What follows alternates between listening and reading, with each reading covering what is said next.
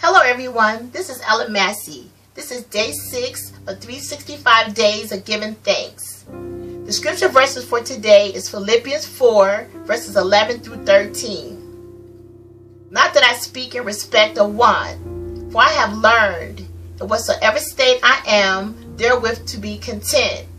I know both how to be abased and I know how to abound.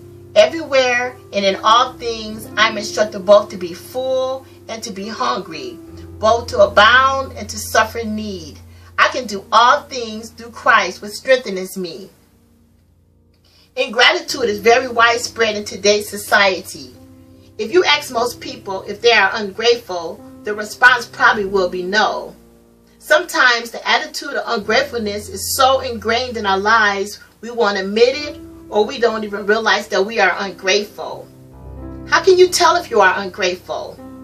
Let us look at the definition of ingratitude.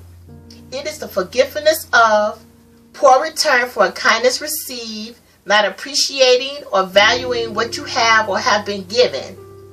Many people in the world today seem to have no time or concern to be thankful to others. Have you ever felt unappreciated? If your answer is yes, it probably didn't feel good. Just imagine how God feels when His children are not thankful for what He has done or is doing for them.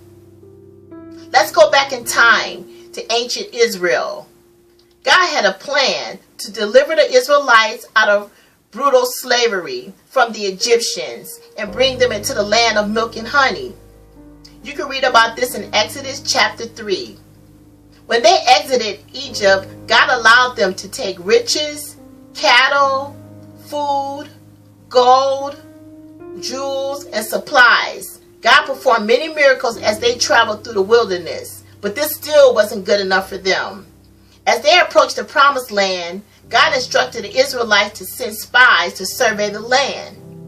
The spies spent 40 days spying the land, and when they returned with the report to Moses, Aaron, and the congregation of the Israelites, some of the spies came back with a negative report.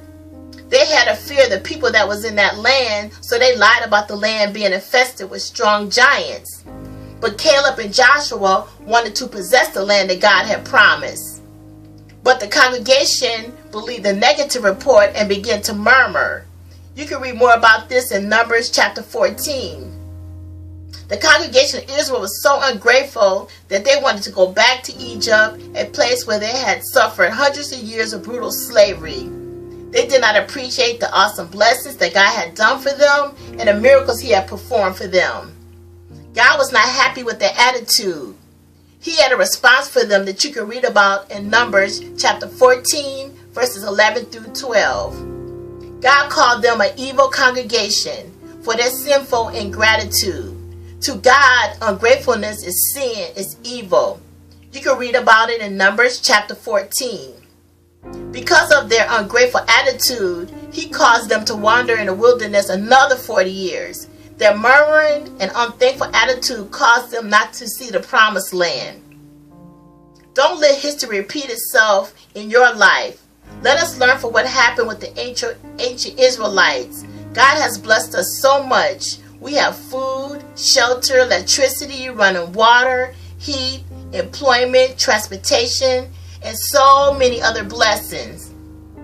However, with all the blessings we have, there still is a world filled with people grumbling and complaining about food prices, work, family life, traffic, the desire for additional material possessions, and the list can go on and on. I had even been there myself. But let us not join in with the negative crowd and miss out on what God has for us.